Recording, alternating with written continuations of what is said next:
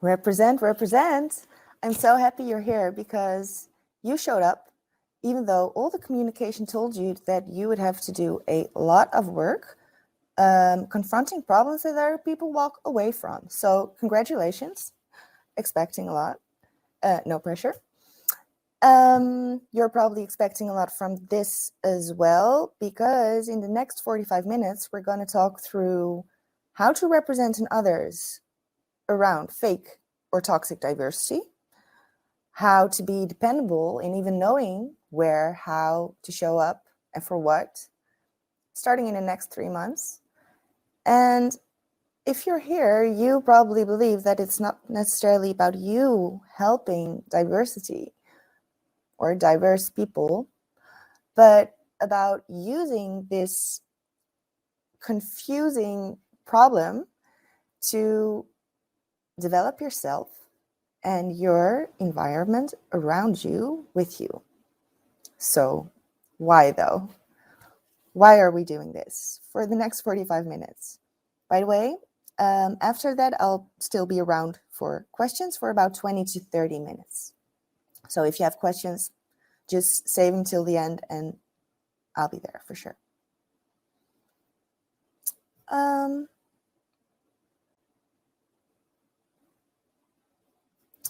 Let's open the presentation. Why are we even doing this? Well,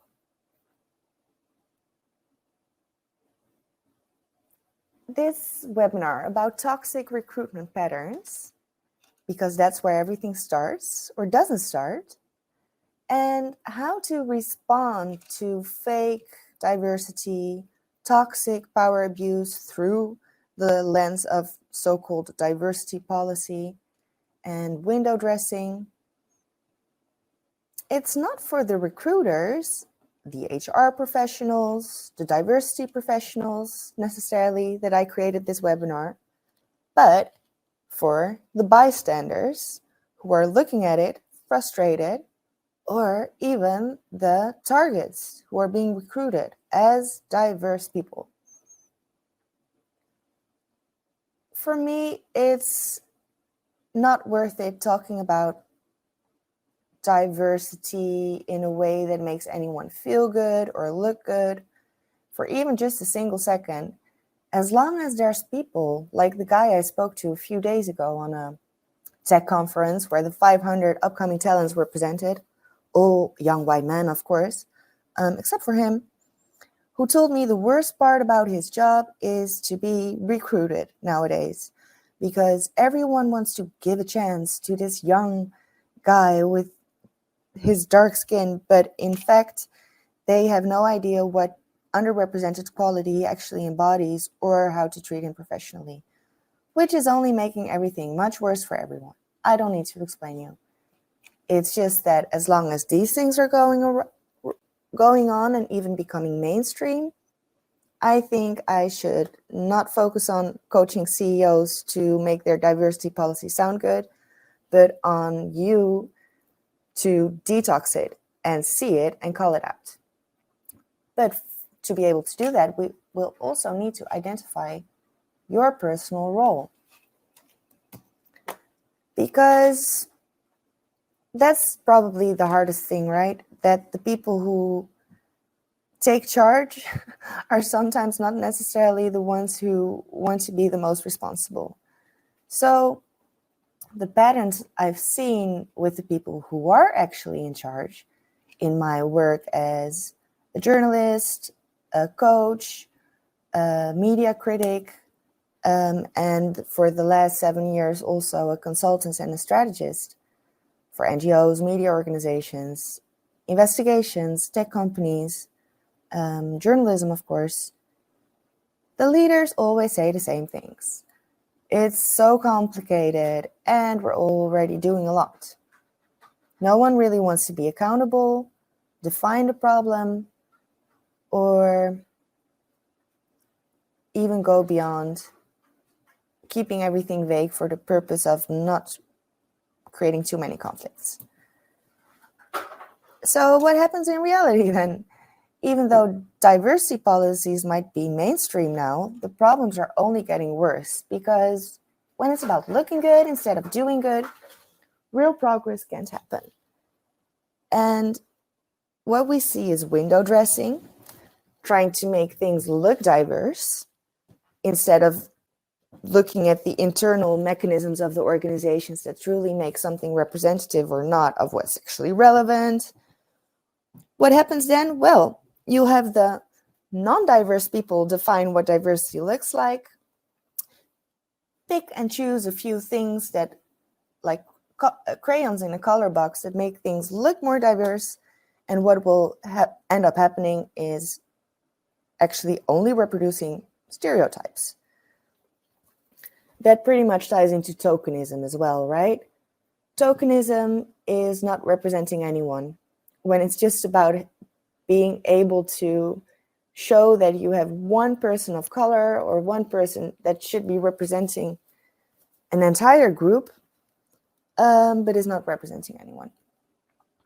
And the third thing that happens with these diversity policies is that instead of exposing what needs to happen for real progress, the diversity policy only ends up as a cover-up to make it look like things are happening and to make it much harder for people to call out what needs to happen, which means power abuse only gets reinforced. So we cannot wait on those who are responsible for diversity to be convinced, to be motivated, to see what we need. No, we need the rest to show up. And not just anyone, but the ones who are ready to face a real challenge. Because when you show up and you break through the bollocks, ripples of change happen. That might not be the effect that you're controlling or that you can brag about in the next quarterly presentation, but it will definitely be visible. And more importantly, it will be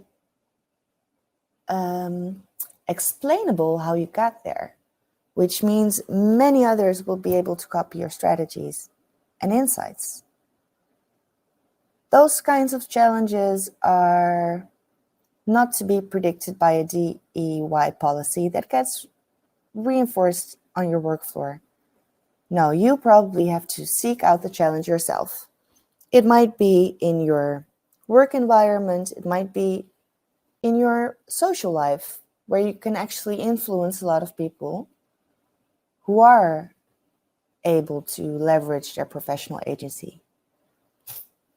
Fact is, the ones who make the most change are rarely the ones who are officially responsible for it. So tap into that frustration. What needs to be broken through by you? What calls you? My worst nightmare is when people get stuck and frustrated by paralysis because they see too many things that need to happen and feel too responsible, and therefore give space to the ones who aren't interested in real sustainable change at all. So if you really want to create a breakthrough around you, look beyond what you're responsible for and look what raises the most problems. You could say it in the chat if you want us to come back to it later, or just share it with us. What is calling you around you that you want to see a breakthrough in happening, but you don't necessarily know how to go about it?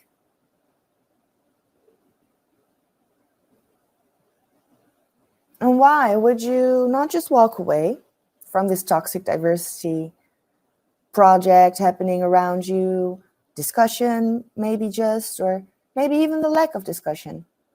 Why wouldn't you just walk away if you're not responsible for it? And if you don't necessarily know how to act upon it? Well, first, we need dependable people to show up in a consistent way for people that you might not even be able to see, to know that you will be there and will show up in a consistent way. You are one of the many that will create a safe space in a society where the structures are lacking. Second is, we need you to represent movement, because wherever you see anything discussed around diversity in a professional environment, it sounds like that. And things are either toxic and corporate or super stagnant and not moving at all. So we need that combination of strategy to be able to move through that organizational world, as well as the personal approach to deal with all those social dynamics, privately around you maybe as well. But we also need a clear intention and a direction of knowing where to go to be able to actually move and get others moving around you too, without being convincing them or fighting anything. For that, you need to represent yourself, and that's the most important reason not to walk away from these difficult conversations in difficult spaces where others are taking too much space and some won't even be able to enter at all.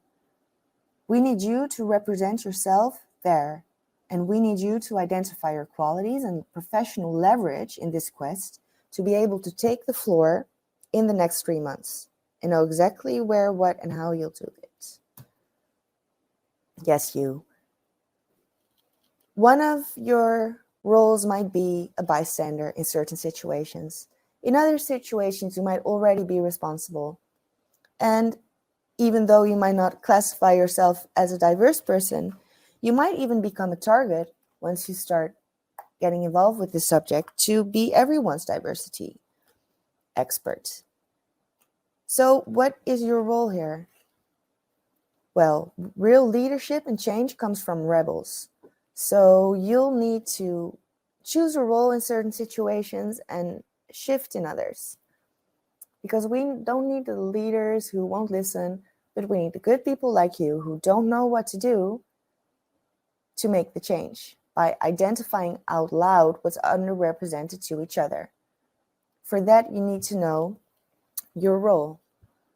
And there's a kind of spiritual development happening here, because looking at true diversity and what's necessary for real representation of what's relevant and urgent, that's the lens through which organizations can evolve and innovate, and the only one probably through which they can.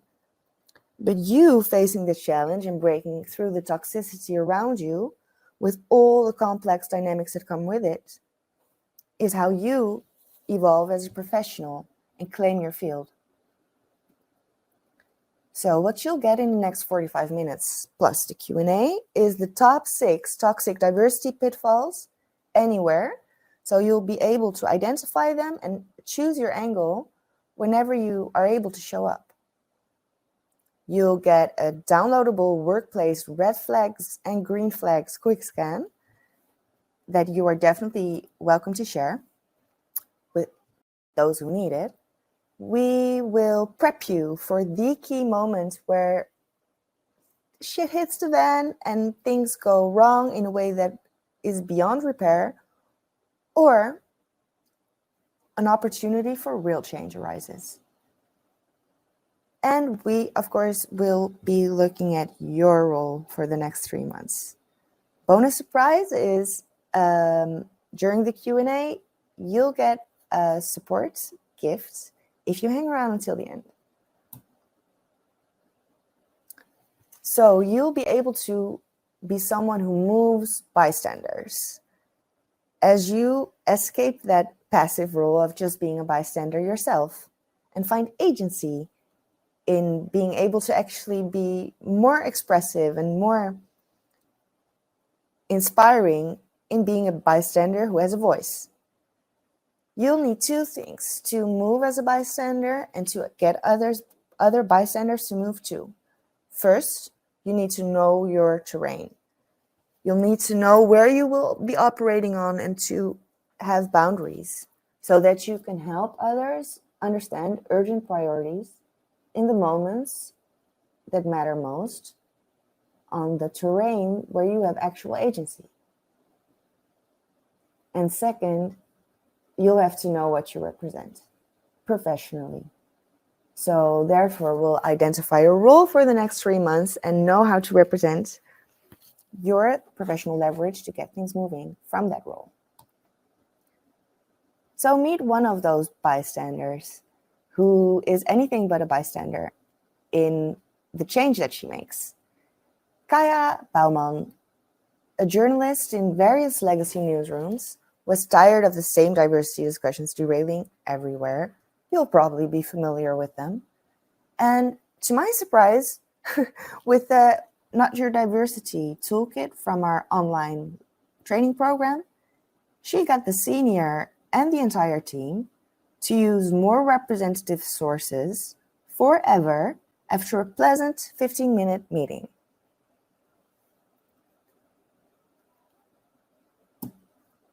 So, you could make endless change in just 15 minutes. It's not necessarily about you having time or power. It's about you lighting the way as you know where to move and what to focus on. And let frustration and overwhelm guide you there, because these are signals from something that needs to have more light. So keep your pen and paper ready and note where those frustrations pop up. You might want to look at that later.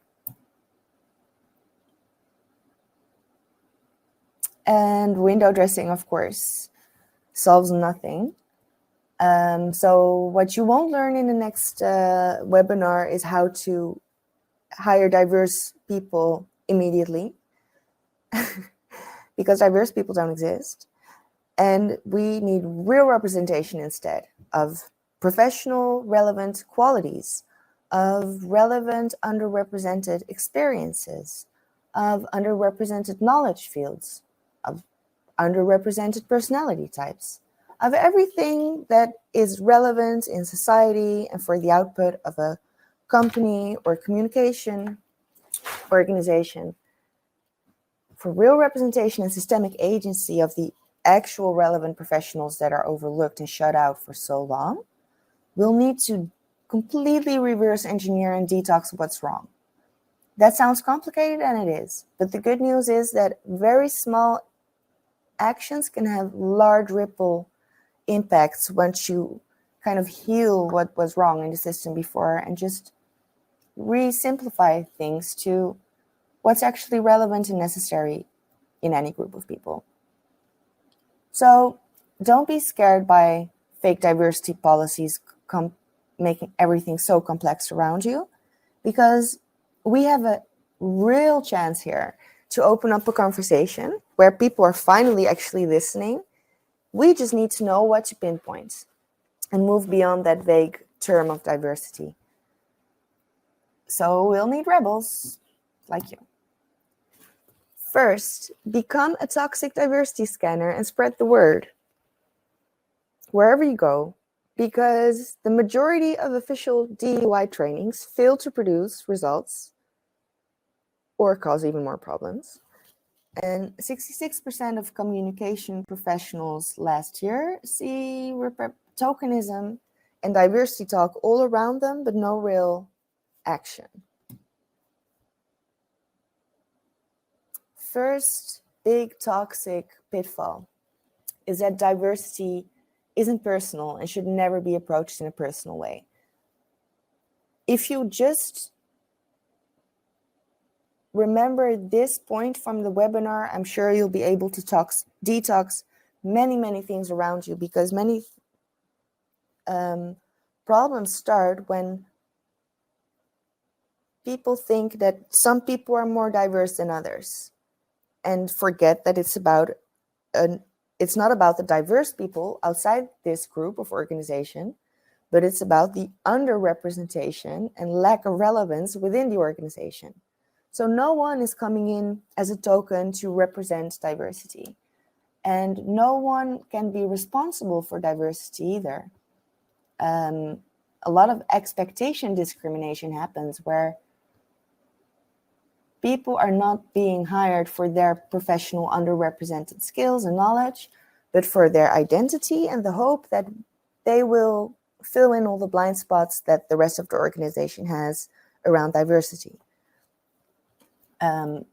That's not just expectation discrimination and giving someone 2 jobs, but it's also creating lots of weird hierarchies and mental abuse, in the sense that they are the ones who are seeing all the signals, but also responsible for fixing them, suffering through them. Of course, that won't work. And however nice it might seem, the second biggest toxic diversity pitfall is that when organizations strive towards inclusivity, I automatically always get a little bit allergic, or at least very much aware, because it's rarely about having a proactive approach in researching how they were excluding before, but more about making things seem very nice and personal and welcoming people who are different, which is, of course, very patronizing. The red flag is that they will make this into a personal nicety instead of a professional responsibility when they talk about making space for representation. And the other thing we need to detox is the passivity included with inclusivity when it's presented as being welcoming.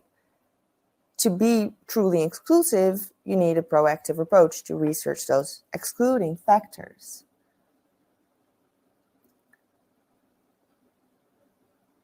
So, third, that open door policy, fake open door policy, is something we need to detox, because there's no such thing as being open to criticism when you're in a position of superior power. Because it's not about a conversation between people, one in power and one having less power, being allowed to share their criticism, but it's about needing structures that enable healthy evolution for everyone. And for that, you need to have a responsible approach to researching signals. So instead of those fake open doors, you need to find out what's wrong internally, and a safe space to harvest those signals. And for that, you also need to detox the level of exposure that is involved with anyone sharing those signals in a so-called safe space that might not actually be safe at all when it has all kinds of professional consequences. Because those who signal what's going wrong shouldn't have to put themselves on the line in the process. And even investing time and energy in finding out how to report something that's wrong is something where people already feel exposed and professionally in danger, because they don't know, right, if asking that question or what that would lead to. So if you truly want to be open to harvesting critical signals, you need to implement certain structures that we go into deeper in the online training and the consultancy HR packages of Not Your Diversity and Paladin, of course. But the bottom line is that you always have to look at it from a point of a organizational responsibility and desire to harvest those signals, plus ensuring that the people who can share those signals are not being burdened by it in any way. Yeah, this is a difficult one because so many organizations feel like they are finally making real change by setting targets about how diverse things should be at the end of the year. Okay, that's great. But the timeline that we're actually talking about, we'll go into it deeper later, is not about the output of diversity, but it's about the process and the actions that are necessary. So if you want to have a timeline, and I would definitely advise you to make good planning, don't make a timeline about the output, but make a timeline about the actions. In this sense, the output, the KPI of diversity in organization would be to have data and insights and the start of an approach to change that works and is proven to be safe. And therefore, we need to, of course, always detox diversity for the sake of diversity, even when it's done with those best intentions and ambitions, because it undermines every step of the process getting there. It's not a project. It's not a pet peeve for white saviors to help others with. And it's not something that should be compartmentalized. The financial health of an organization is not compartmentalized in the same way that diversity is. Yet, representation, relevance, having the correct information is necessarily vital for the health of every part of every organization, just like finances are. So we need to be way more serious about it with way less personal and political charge.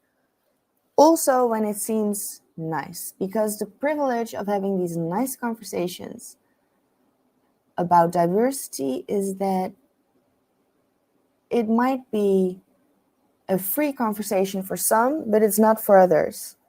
And diverse people who are often targeted in these conversations, either talked with or about, being framed as being diverse people, they're not here to inspire you around this subject. Unless they explicitly came up to you to tell you that they wanted to inspire you, they're just out here existing. And it's very unprofessional when you treat diversity as a water cooler subject, grouping it all together. So you are probably very aware of this, but might feel challenged in walking away from these nice conversations around diversity, because it feels like an opportunity to actually discuss things. This is why most of my approaches are centered around turning what's vague and under the radar into what's concrete and urgent in the moment. That way you can use those moments as opportunities, pivot the conversation towards what's actually professional, using your own professional role as well, and important, addressing the other person's professionalism and professional role in it automatically, instead of them getting away with treating the subject super unprofessionally.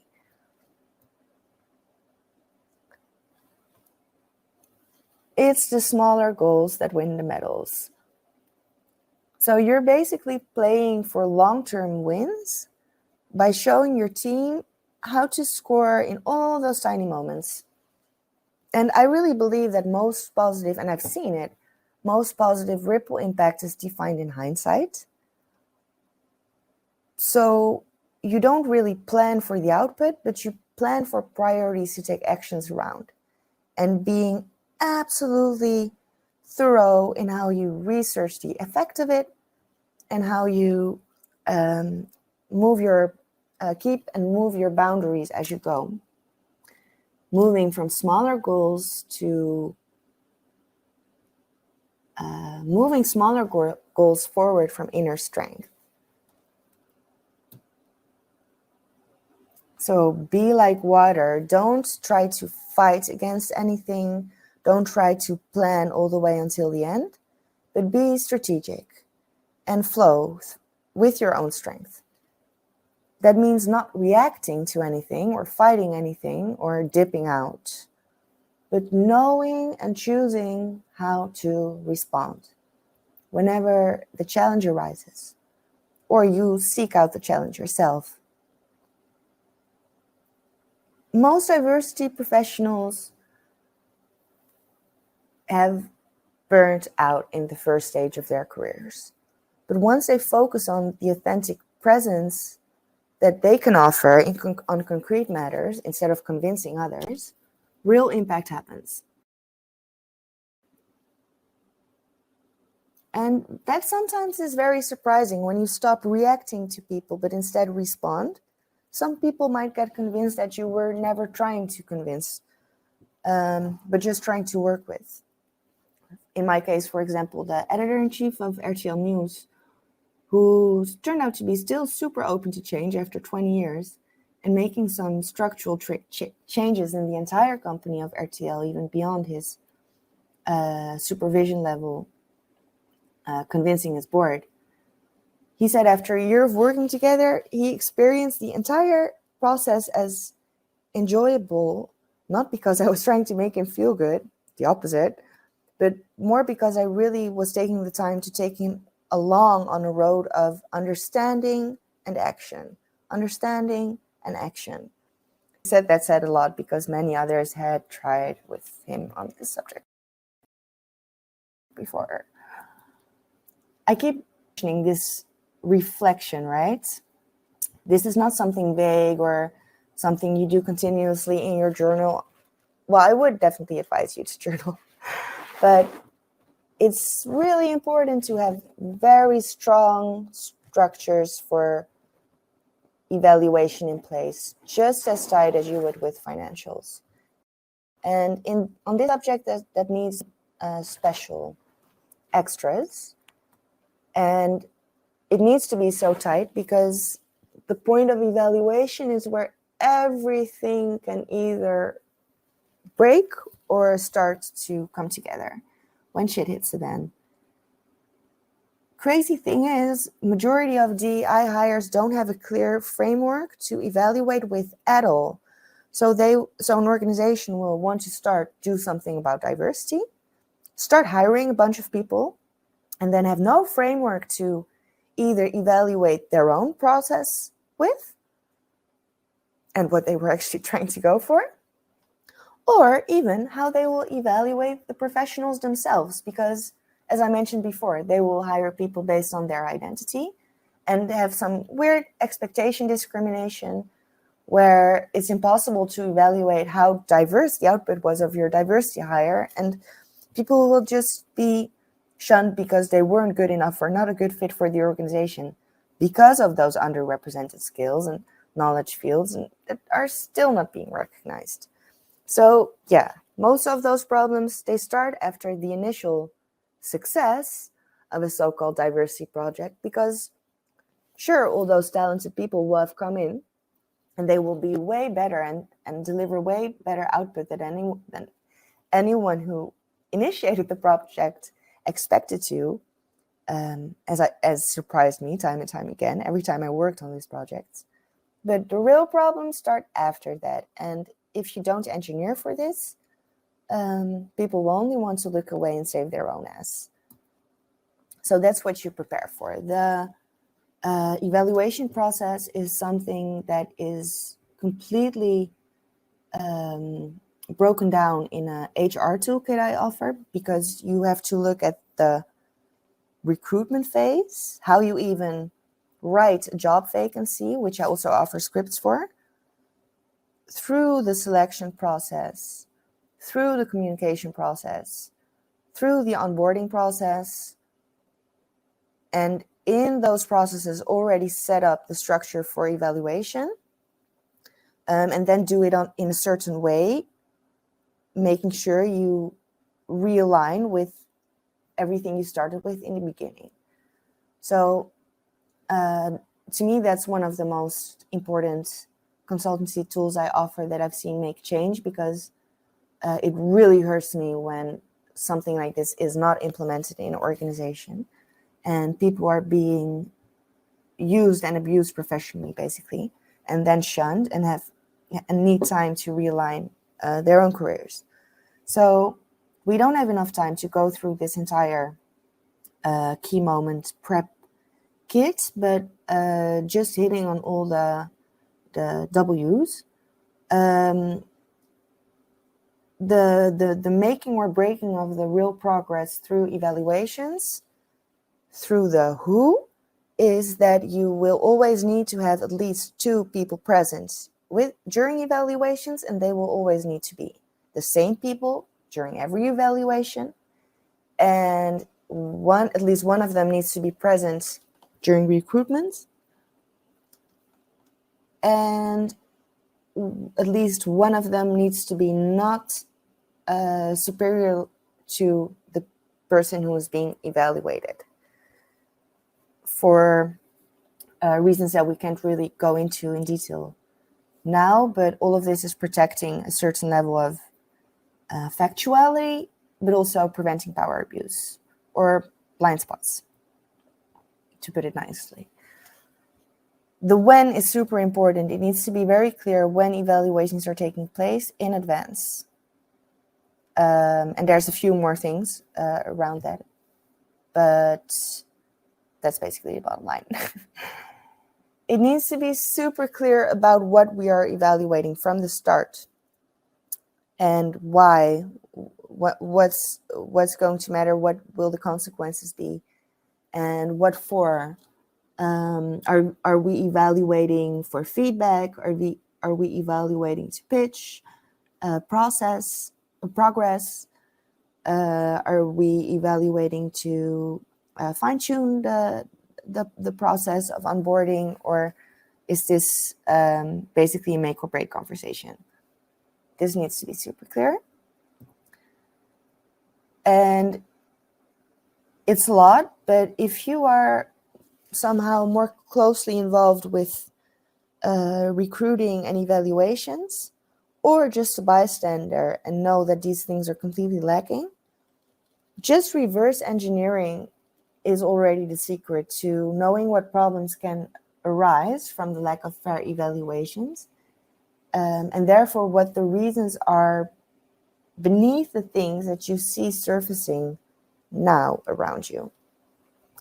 So check out the chat. I'm posting a link there right now. So you can download the free How Toxic Is This Place red flag quick scan with a few green flags as well. Might be comforting to know there's green flags as well. We don't want you walking around paranoid here.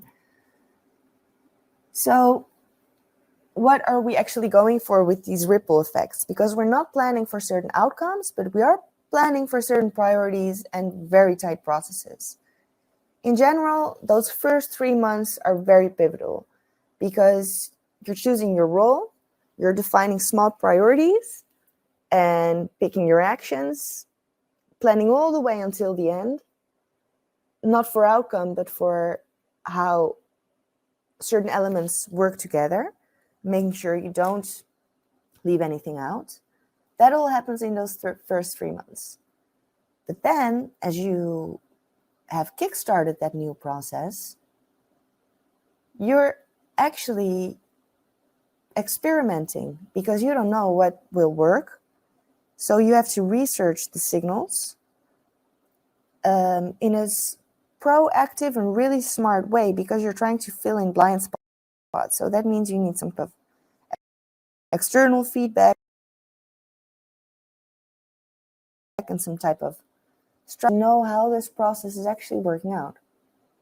And with clear goals and priorities, you'll also be able to evaluate those actions, combine them with the signals you received and see how they work together, what type of blind spots you might have left out. And from there on, you can actually start to evaluate this new process, fine-tune it. If it works, scale it up by showcasing the proof and how something can be done, and choosing the next priorities. So thank you for showing up and for breaking through the role or the part that you feel others have given you. Because the bystander role, if that's your role, is the one that can break the stagnation and get a lot of people moving. Because even though you might feel like you have no territory to work with, you might see a lot of things happening, but you have no professional agency to act from, you can be someone you can become someone who's continuously scanning their surroundings effortlessly and responding with that sharp analytical voice that will be heard throughout many territories. If you are the target who is recruited or being made responsible diversity in any way, you are probably suffering from cognitive dissonance that is very tiring, just as tiring as stagnation and not knowing where to be able to move is.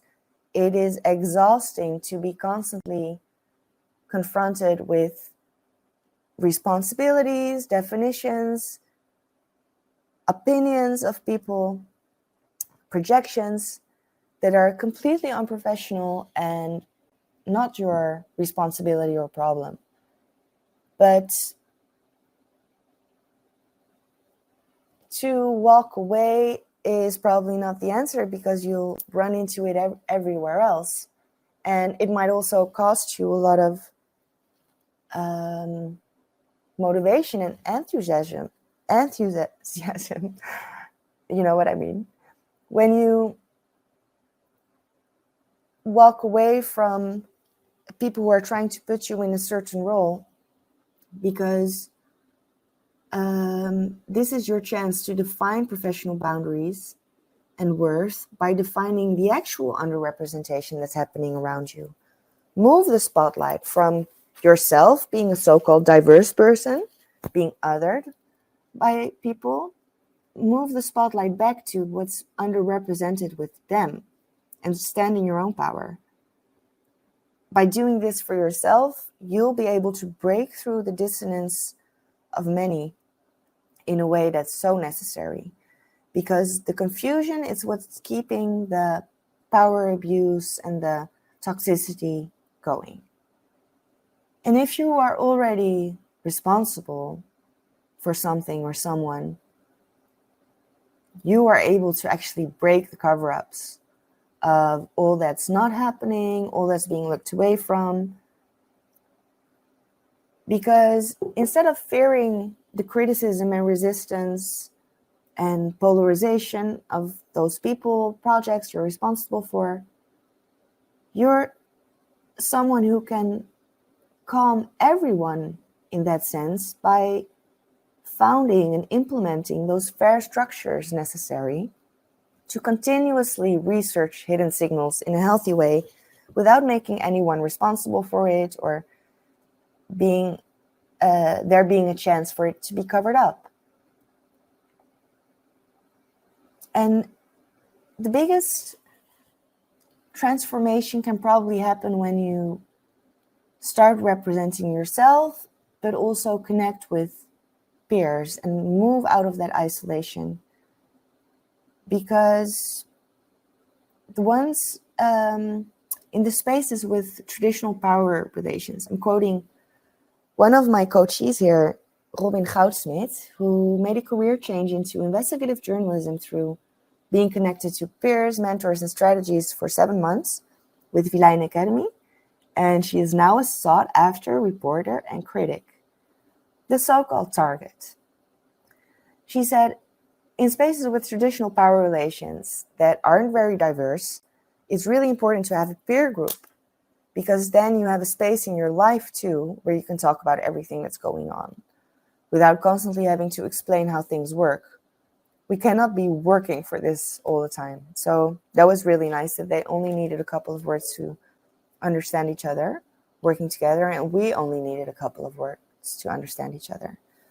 That gave us a lot of energy to move through all of those other conversations that might not be so long or complex as you think they are, but they are very tiring if you always feel like you're approaching them alone. represent.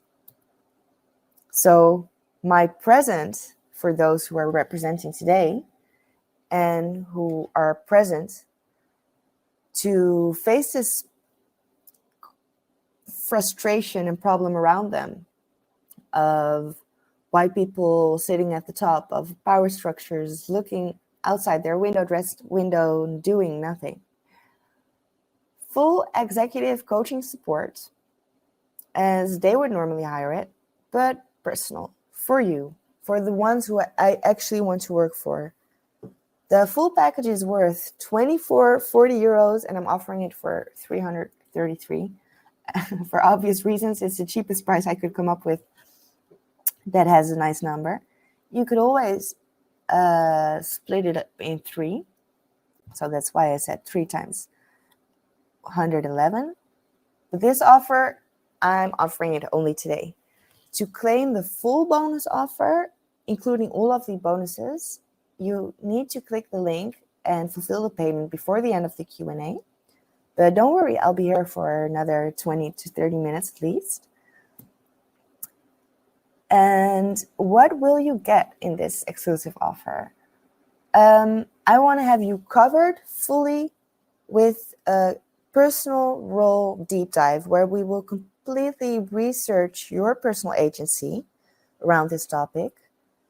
We will research and assess your territory, define your goals, and turn it all into a 12-week growth action plan with a 90-minute deep dive personal coaching session where we can really talk it through. So you'll get 3 emails, the research, and the 90-minute session.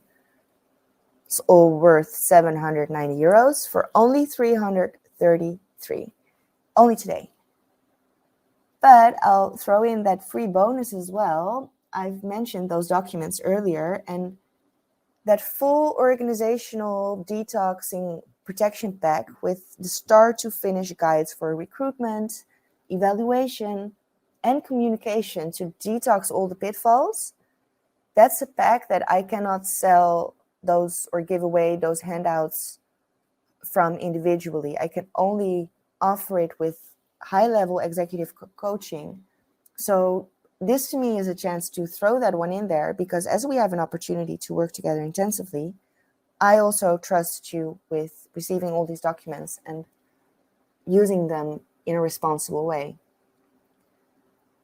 For all the people who will be involved, who are not yet involved. And the bonus that you will get if you decide not only today, but before the end of this webinar, is that I will throw in the free hotline service where I'll give you feedback on anything by mail or phone, think along with you, think of ideas, prepare a conversation with you, give you my assessment of the situation or the professional context or academic research you might need to back something up, as much as you need it, up to 3 hours in total, at least 2 hours, worth 750, free for you too. So this full pack is worth 24.40. It's only 3 times 111 for you today. I don't think I'll be doing this again. For sure, I won't be doing this again for this price, because that's not something my colleagues will let me do either. But yeah, I think this is an amazing opportunity it's so special that you have showed up to this and are willing to face that challenge, that I think this is an opportunity to build that community together. And I want to support you all the way there for those first 3 months and have a framework to come back to, give you a framework to come back to forever later. So ask me anything for the next 30 minutes. I'll be here. You can ask me questions in the chat. And I'm closing this now because we're actually in a recording. So let's meet in person. And if you are still thinking about your question or want to hang around for other questions, I will be answering a few frequently asked questions from clients too. So,